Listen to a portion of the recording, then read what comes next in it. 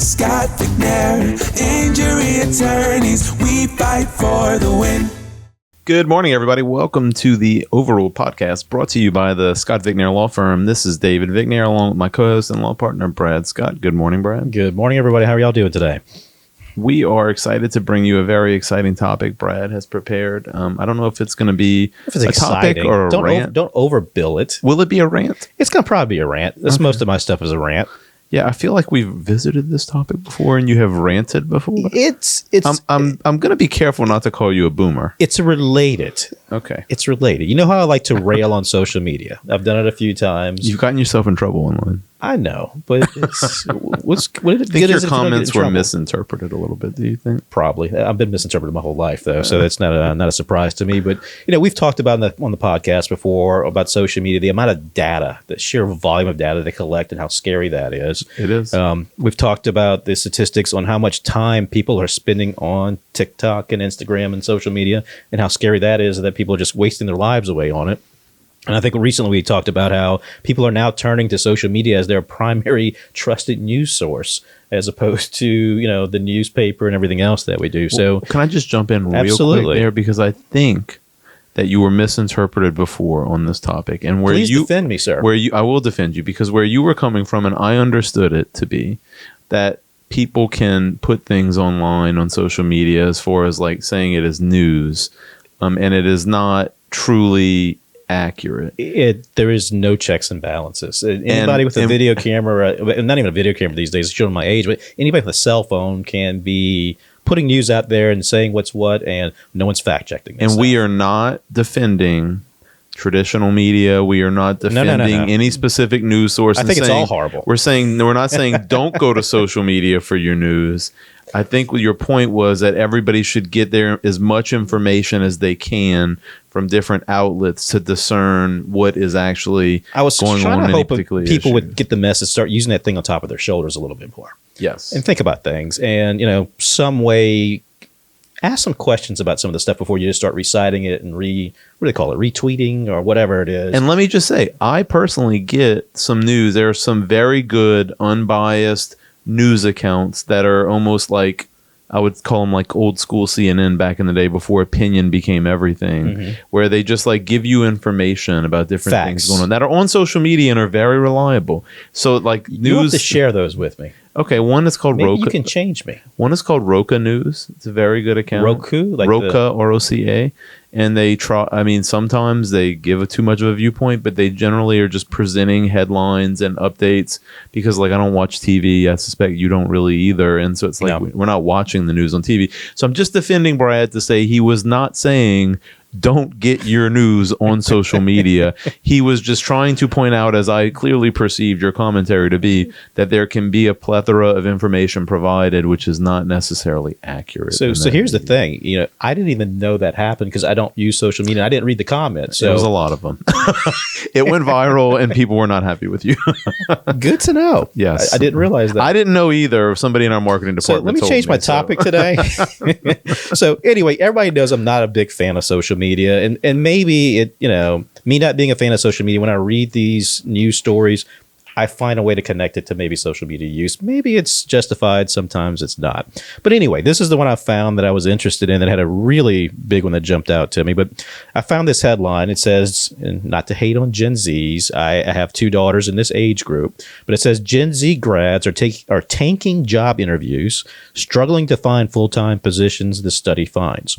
So essentially this company, a survey group called Intelligent, they did a survey of managers and directors and executives who are involved with hiring. And what we're seeing is now these Gen Zs, these are the people like 25, 26 on the top of this age group. They're finishing college, they're finishing some of their postgraduate work as well. They're entering this job force, and we're starting to see, according to this study, a lot of them are starting to struggle in getting careers started and getting jobs. And some of the findings from the study that they reported I thought was interesting, and I'll kind of read through of them. 1 in 5 of the employers reported that these recent college grads are generally unprepared when it comes to the interview. More than half of the employers surveyed said that the Gen Z candidates are struggling with eye contact during interviews. A big chunk of them said that they are dressing inappropriately for in-person interviews, according to about half the study respondents. And another big one, which I thought was amazing, this one is why I brought the article in, it said nearly 20% of the employers said they've had an event where one of these recent college students has brought their parent into the interview with them. Yikes. I mean, I can't even imagine that. We've got our Gen Zer in the room behind the camera grinning. He probably has turned off the recorder at this point. And then, once they're hired, we're still seeing problems according to this study. 2 in 3 of them are unable to manage their workloads. 60% are frequently late to work and often miss assignment deadlines. 63% of the employers said they feel like they're entitled. And it goes on and on about these problems that they're having with Gen Zs kind of adopting into the work environment. Now, the result of this, the same study said that a lot of the employers now these days, they are favoring hiring older candidates, even if they're going to cost them more for those entry-level positions. They are favoring people. They said 60% of the employers say they're willing to offer more benefits and pay higher salaries to attract older workers rather than these recent grads. 48% of the employers are offering remote or hybrid positions to older employees and are willing to hire overqualified candidates to fill these positions. So what we're seeing is that these employers are not very excited about these Gen Zs that are getting out into the workforce. And some of the reasons they cited, they said, look, half of the respondents blame bad parenting, which, it always starts at home. 48% said they blame the COVID pandemic as the culprit. 46% say that, educators are the root of the problem. But the thing I was kind of looking at is that, we've always complained about social media. What are the health effects of that? Mental health effects, the lack of social interaction a lot of times we have with these things. Gen Z is known as the TikTok generation. These are the people who have grown up as, I think another word I saw was digital nomads. They are very used to having this stuff. I think I saw on average, they spend 3 hours a day on social media. That is a lot of time. Yeah. So what you're seeing is, they're also called the loneliest generation. And, there's a lot of evidence that's supporting this moniker that they are, the feeling of this loneliness that they have. So my belief, and as I've expressed before, I think social media is making us a lot less social. And that's the big problem that we're experiencing because people are too quick to just whip out their phones. I mean, it's one of my pet peeves. I'll go into a restaurant, I'll be eating. You'll see people sitting at a table across from you, and everybody's on their phone. That's kind of the default position for everything now. It's too easy to, before when I grew up, if you were sitting with a group of people and nobody was talking, you didn't have social media to pull out, it became awkward. Somebody had to start that conversation. So I think what you're starting to see is now that we have a little bit data of these people getting out into the workforce, you're starting to see some of these implications that are coming about because of this, extensive use of social media we have. What's the solution? How do we fix this? Unfortunately, I think the genie is out of the bottle. Social media is out there. It's something we have to deal with. I recently You think? Yeah. Well, I recently saw Louisiana just passed some legislation. I didn't read the thing, of course, but they're basically trying to take cell phones out of the classroom. Yeah. I saw that. I'm like, wait. Cell phones are in the classroom to begin with, and trying to pull them back. It's just such a big part of our lives these days, and I think, you can't legislate your way out of this. It's going to start in the household. I would encourage people, parents who have teenage kids who have mobile devices, look at their usage. You might be very surprised. 3 hours is the average. That means some of these kids are spending more time than that. I think people like to defend some of Let me back up. Let me qualify my statement. Right, I am not hating on Gen Z. I have 2 daughters in this age group. Obviously, just said that. I'm a millennial. This is not across I'm the teetering board. on the edge of You're millennial. right on the edge. These are averages. But the problem is we're seeing a social trend, and now we're starting to see it where these people may be handicapped in getting their career started, making a livelihood for themselves, and this is going to impact their overall lives. So if we're seeing this trend, what do we do about it to kind of maybe pull it back a little bit? Well, I think part of the thing is I think a lot of parents have woken up in the last 2 to 5 years since that special. I heard about that special. I forgot what it was called. The Social Dilemma. Social Dilemma Yeah. on Netflix. And I think it's pretty obvious that all of these social media networks have made no different than the iPhone. Sorry, Apple. We are the product. Yeah, we are the product, and they have made these things addictive by nature because the usage and the amount of time they are on it makes their air be able to be sold no different than the amount of people that watch a TV station costs us so much money for TV commercials. Our TV vendors don't like to hear that, but you become the product. And so I do want to defend this generation a little bit because I do think they've kind of been thrown into this world where there is that already in it. Well, my generation built this stuff and gave it to them. So Correct. I'm just as much at fault here. Thank you. You bought some culpability on that. But I do think like some families are becoming more cognizant of that. And when they do have to give kids growing up phones now for either them getting transportation to and from school or whatnot, they can put it without giving them the ability to go There on has social to be media. limitations. You got to build it in. And I think really, I saw something great the other day and I forgot where I read it or saw it. It was a couple weeks ago that I hope that some of this generation starts to understand as far as like entering the workforce is like the best thing that you can do as a new team member or an employee at a company is just take problems and solve them. Yep. It's like even if you start in like the bottom floor in the mail room, like if you start just solving problems and when people assign you something, you just fix it and you make it happen. That's how you raise. You get more responsibility, you grow, you rise. And so it really, I think that needs to be something that people understand more. I think more seasoned employees, like you cited some of those statistics, like employers are more willing to pay more for more experienced people because they don't want to fool with the issues that come with a younger hire. They're generalizing, right? Because you can bring in a younger hire who's just fantastic. But the culture jump now from, my generation, even your generation to this next generation, this is the biggest jump. And I've mentioned this before in the podcast. There's such a big jump culturally and societally between these two age groups. And look, growing up, we had Super Mario Brothers, we had Nintendo, we had TV. The problem was you couldn't leave the house with that. When you left the house and went to your friend's place, or you went to school, or you went to dinner, or you went to a dance or anything like that, you didn't have it in your pocket. You had to interact with people. And I think that's the big thing I'm seeing, that the big shift that we're seeing is it's too easy for people not to interact with other people because they have a little device in their pocket. They can go on by themselves in a corner. And we've lost a lot of that social interaction with that Generation Z who's coming through. And, I don't know if we can fix that because those developmental years are so critical when they're teenagers and learning those social skills. But my concern is now we're starting to see this. This may be something that affects their life long term and people aren't wanting to hire them. That's scary.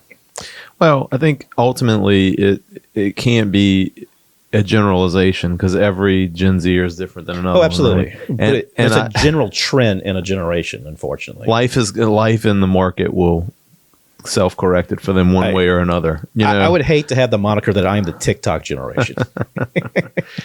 the market, as far as like employers and work and different companies, if they have an inability to be a good team member and grow with the company, life's not fair, and the world is not going to coddle them and protect them any different than it did any other generation. And so I think that they will, the portions of that generation who have struggled initially or struggling because of certain inabilities to maybe have dealt with some of those social interactions because of social media and phone usage, that they will be on different journeys to grow as they get older and learn that they have to like self-regulate that no different than we do. Like, right? Like I sometimes catch myself when I sit down at dinner and I look at my phone. I'm like, okay, put your phone down on the table, put your phone in your pocket, like enjoy the moment. And like, I'm constantly trying to regulate myself. Like when I go to a concert or go to an event or I'm traveling,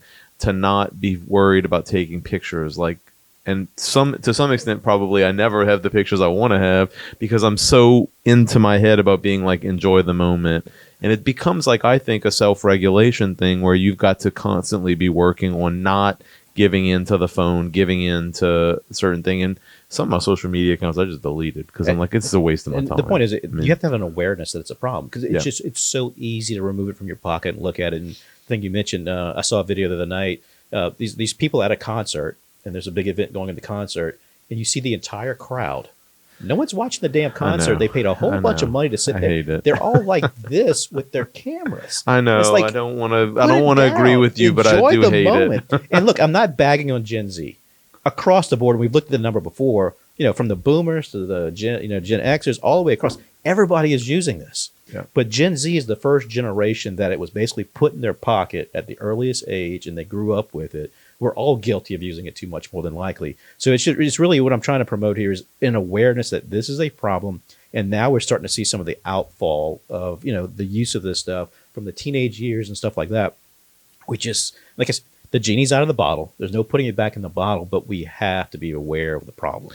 Well, I think it's a good point. I'm happy to hear you say that you didn't, because I do find even across the generation spectrum, you can see like the addictive nature of the phone and some of these accounts that like you'll see people who never grew up with an iPhone in their 60s and 70s and 80s who are like constantly on their phone. And so it's like, and to the same extent, you can see some in those generations who don't know how to operate it. And I'm not going to say anybody in my family who I'm talking about here, but you know who you are. They're leaning over to the Gen Z saying, how do I turn this on? Yeah. But I do think that it is not specific to one generation because the problem, like I get your point that they grew up with it in their pocket, so the problem's more acute with them.